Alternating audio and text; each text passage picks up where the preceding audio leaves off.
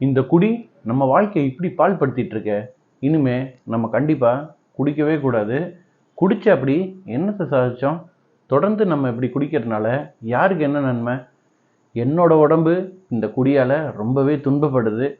நம்ம இனிமேல் இந்த குடிக்கிறத அப்படியே தூக்கி வச்சுட்டு ஒழுங்காக வாங்குகிற சம்பளத்துக்கு வேலை செய்யணும்.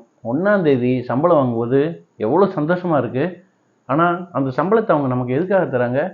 நம்ம ஏதோ ஒரு வேலை செய்யணும் அப்படிங்கிறதுக்காக தான். அந்த வேலையை நீ செய்றியா? என்னைக்காவது செய்கிற வேலைக்கு நம்ம உண்மையாக இருக்கோம் அப்படின்னு நீ நினச்சி பார்த்துட்ருக்கியா?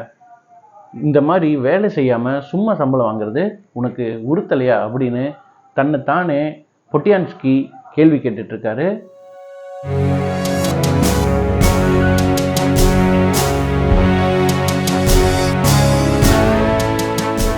இனிமேல் குடிக்கிறத நிறுத்திடணும், நம்ம வேலையில் ரொம்ப கவனமாகவும் உண்மையாகவும் இருக்கணும் அப்படின்னு தனக்கு தானே ஒரு உறுதிமொழியை எடுத்துக்கிறாரு தலைமை ரயில் டிக்கெட் பரிசோதகர் பொட்டியான்ஸ்கி.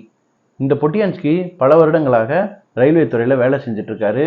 இப்போ இவர் ஒரு தலைமை பொசிஷனில் இருக்கிறாரு. இவர் தான் அந்த மொத்த ட்ரெயினில் இருக்கிற எல்லா டிக்கெட் எக்ஸாமினர்ஸையும் பார்த்துக்க வேண்டிய ஒரு தலைமை டிக்கெட் பரிசோதகர். ஆனால் இவர் சமீப காலமாக தனக்கு ஏற்பட்ட குடிப்பழக்கத்தால் தன்னோட வேலைகளை சரிவர செய்கிறதே இல்லை. அதாவது அந்த ரயிலில் பயணம் பண்ணுற யார்கிட்டையும் போய் டிக்கெட் பரிசோதனை பண்ணுறீங்கன்னு கேட்காமையே தனக்காக ஒதுக்கப்பட்ட அறையில் உட்காந்து ஃபுல்லாக குடிச்சிட்டு இந்த மாதிரி சும்மா சம்பளம் வாங்கிட்டு இருக்காரு. நான் முன்னமே சொன்ன மாதிரி ஒரு நாள் இது அவருக்கு உரைக்குது மனசுக்குள்ளே. இனிமேல் நம்ம இந்த வேலையை பண்ணக்கூடாது, குடியை தூக்கி ஓரமாக வச்சுட்டு உருப்படியாக வேலை செய்யணும்னு முடிவு பண்ணி அன்றைக்கி ராத்திரி இரவு 1 மணி ஆகுது. இந்த ட்ரெயின் ரொம்ப தூரம் போக வேண்டிய ட்ரெயின். எல்லாரையும் டிக்கெட் செக் பண்ண வேண்டிய கட்டாயம். இவர் ஒரு செகண்ட் கிளாஸ் கம்பார்ட்மெண்ட்டுக்குள்ளே போகிறாரு. அங்கே தூங்குற ஒவ்வொருத்தரையும் எழுப்பி டிக்கெட் ப்ளீஸ்னு கேட்டுகிட்டே வராரு. எல்லாரும் அரகுற தூக்கத்துலேருந்து முழிச்சு இவர் கேட்டோன்னே டிக்கெட்டை கொடுக்குறாங்க. இவர் கையில் ஒரு பஞ்சிங் மிஷின் வச்சுருக்காரு. அந்த டிக்கெட்டை பரிசோதனை பண்ணிட்டா அந்த பஞ்ச் அடிப்பாங்க. அது யாரெல்லாம் டிக்கெட் கொடுக்குறாங்களோ பஞ்ச் அடிச்சுட்டே வராரு.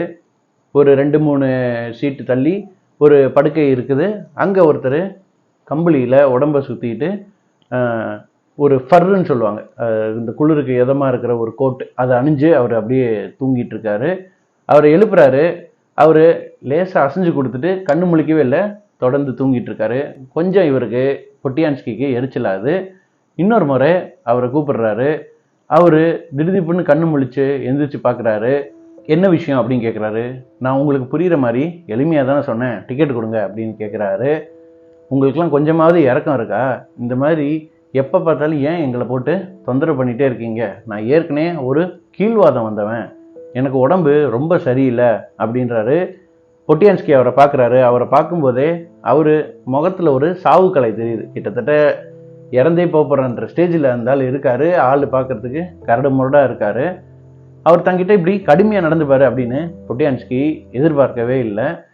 அதுக்கப்புறமா அந்த நபர் அப்படியே கண்டினியூ பண்ணுறாரு. இதே வேலையாக உங்களுக்கு போச்சா? நாங்கள் என்ன டிக்கெட்டு வாங்காமல் இந்த ட்ரெயினில் வந்துட போகிறோமா என்ன? நான் தொடர்ந்து 3 நாளாக தூங்காமல் இருக்கேன். தூங்காமல் இருக்கிறவனுக்கு மனசு எப்படி இருக்குன்னு உங்களுக்கு கொஞ்சமாவது எதனா அறிவு இருக்குதா? நான் இன்றைக்கி தான் தூக்க மாத்திரையை போட்டு ஒரு வழியாக தூங்கலாம், இந்த ட்ரெயின் போகிற வரைக்கும் தூங்கலான்னு நிம்மதியாக படுத்தேன். அதுக்குள்ளே இப்படி எழுப்பிட்டீங்களேன்னு அவர்கிட்ட கடிஞ்சு கொள்கிறாரு.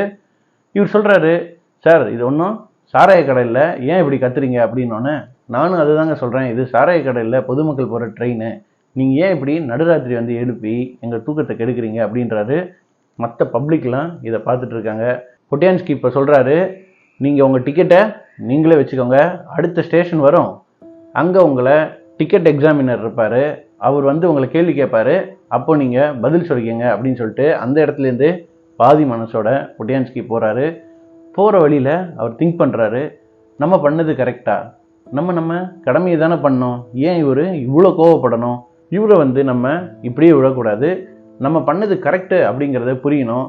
அடுத்த ஸ்டேஷன்லேயே நம்ம நிலைய அதிகாரிகிட்ட போய் இந்த விஷயத்த சொல்லி என்னோட கடமை என்ன, நான் செஞ்சது சரிதான்னு அவரை விட்டு இந்த ஆள்கிட்ட சொல்ல சொன்னாதான் அவருக்கு புரியும்ன்ட்டு முடிவு பண்ணுறாரு. ட்ரெயின் கொஞ்சம் தூரம் போய் அடுத்து பக்கத்தில் இருக்க ஒரு ஸ்டேஷனில் 5 நிமிடம் நிற்குது.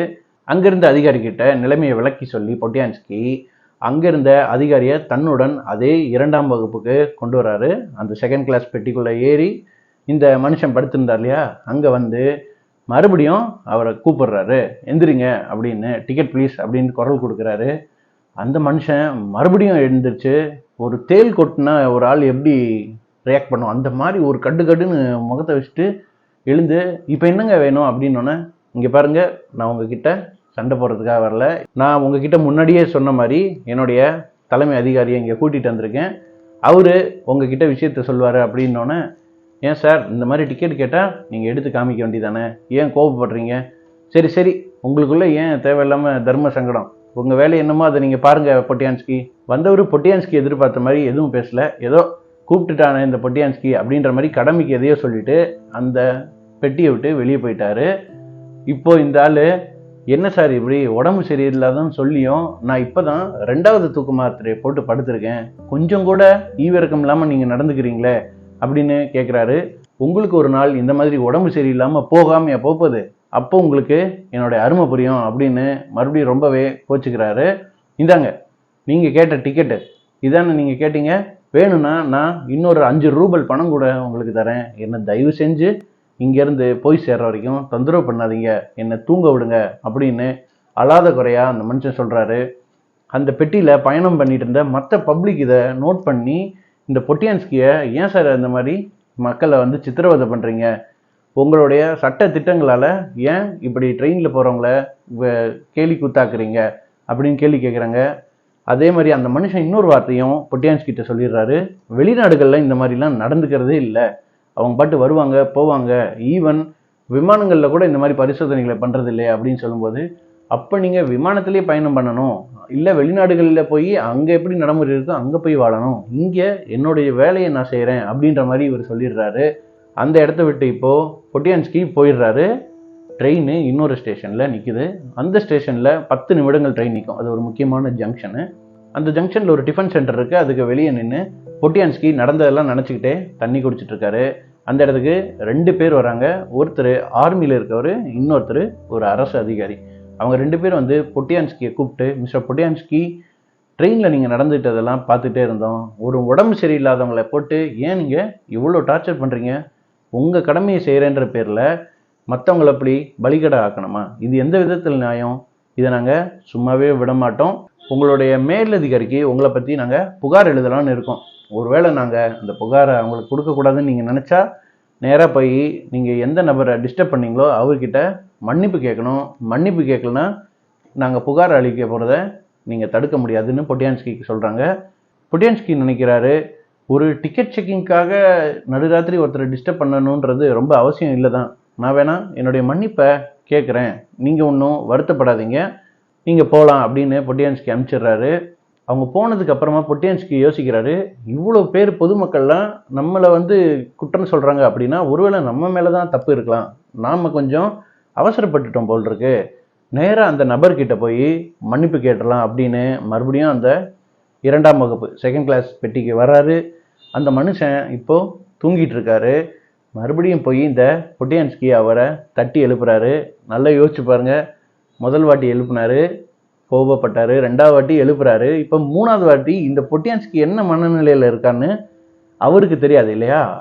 அவன் என்னன்னா, மறுபடியும் இவர் எழுத்ததை பார்த்தவனையுமே, உங்களுக்கு வேற ஆளே கிடைக்கலையா, நான் தான் கிடைச்சேனா, என்னை விட மாட்டிங்களா, என்னை சாகடிக்க போகிறீங்களா, என் சாவுக்கு நீங்கள் தான் காரணம்னு இப்போவே நான் வாக்குமூலம் கூட கொடுக்கறதுக்கு தயாராக இருக்கேன், இந்த ட்ரெயினில் பயணம் பண்ணுற நீங்கள் யாருமே இந்த மனுஷனை கேள்வி கேட்க மாட்டிங்களா, நான் இப்போ தான் 3வது தூக்க மாத்திரையை போட்டு கொஞ்சம் தூங்குறதுக்கு ட்ரை பண்ணி கொஞ்சமாக தூங்கினேன், அதுக்குள்ளே இந்த மனுஷன் நீங்களாம் பார்த்துட்டே தானே இருக்கீங்க, வந்து எழுப்பிட்டார் பாருங்க, இவருக்கு என்ன தான் வேணும், நான் டிக்கெட்டு கொடுத்துட்டேன் அப்படின்றாரு. அவர்கிட்ட வந்து மன்னிப்பு நான் கேட்க வந்தேன்னு சொல்ல வர்றது கூட அவர் வந்து இவருக்கு இடம் கொடுக்கவே இல்லை, தொடர்ந்து அவர் பேசிகிட்டே போகிறாரு. பொட்டியான்ஸ்கிக்கு இதுக்கு மேலே அவர்கிட்ட எதுவுமே சொல்லணும்னு தோணலை. அந்த இடத்த விட்டு நேராக இந்த பரிசோதகர்கள்லாம் அமர்வதற்குன்னு ஒரு பெட்டி இருக்கும் இல்லையா, அங்கே போகிறாரு, அவரோட கேபினுக்கு போகிறாரு. அங்கே போய் உக்காந்து, இந்த பொதுமக்கள் ஏன் இப்படி நினைக்கிறாங்க, நம்ம கடமையை செஞ்சால் கூட அது அவங்க கண்களுக்கு ஏன் இவ்வளவு தவறாக தெரியுதுன்னே தெரியலையே, இப்படி நம்ம வேலை செஞ்சு என்ன தான் பண்ண போகிறோம்னு அப்படியே பார்க்குறாரு. அங்கே ஒரு சாராய பாட்டில் அந்த அலமாரியில் இருக்குது. நேராக பொட்டியான்ஸ்கி போகிறாரு, இதுதான் உலகத்திலேயே சிறந்தது, இந்த வேலையெல்லாம் அப்புறம் பார்த்துக்கலாம் அப்படின்னு முடிவு பண்ணி சாராயத்தை ஓப்பன் பண்ணி குடிக்க ஆரம்பிச்சிடுறாரு. ஆண்டன் செகோவா இங்கேயே இந்த கதையை நிறைவு செய்கிறாரு. குடிப்பழக்கமே வேணாம், நம்ம கடமையை சரியாக செய்வோம் அப்படின்னு முடிவு பண்ணிட்டு போகிறாரு. ஆனால் போன இடத்துல அவர் எதிர்பார்த்த மாதிரியான சுச்சுவேஷன் அவருக்கு அமையல. அவர் நினச்சதை விட எல்லாமே தலைகீழாக போயிடுச்சு. அந்த சூழல் மீண்டும் அவர் ஒரு குடிகாரனாக மாற்றிருச்சு. மீண்டும் அந்த பொட்டியான்ஸ்கி என்னைக்கு இந்த இதெல்லாம் மறந்துட்டு மறுபடியும் தன்னுடைய வாங்குற சம்பளத்துக்கான வேலையை செய்வாருன்றது இப்போ அவருக்கே தெரியாது இல்லை. இந்த கதையை பற்றி நீங்கள் என்ன நினைக்கிறீங்க? உங்கள் வாழ்க்கையில் நீங்கள் நல்லது செய்ய போய் அது தவறாக முடிஞ்ச தருணங்கள் ஏதாவது இருக்குதுன்னா அதை கமெண்ட் செக்ஷனில் சொல்லுங்கள். மேலும் என்ன மாதிரியான கதைகள்லாம் நம்மளுடைய சேனலில் எதிர்பார்க்கீங்க அப்படின்னு உங்கள்கிட்ட ஏதாவது ஐடியா இருந்தால் அதையும் கமெண்ட் செக்ஷனில் சொல்லுங்கள். நம்ம சேனலில் நீங்கள் பார்க்குறது இதுதான் முதல் தடவையாக இருந்தால் தயவு செஞ்சு சேனல் பிடிச்சிருந்தா சப்ஸ்கிரைப் பண்ணுங்கள். மீண்டும் இதுபோல் ஒரு நல்ல கதையுடன் உங்களை சந்திக்கிறேன். அதுவரை உங்களிடமிருந்து விடைபெறுவது ஸ்டோரி டைம் வித் ஸ்ரீகாந்த். நன்றி.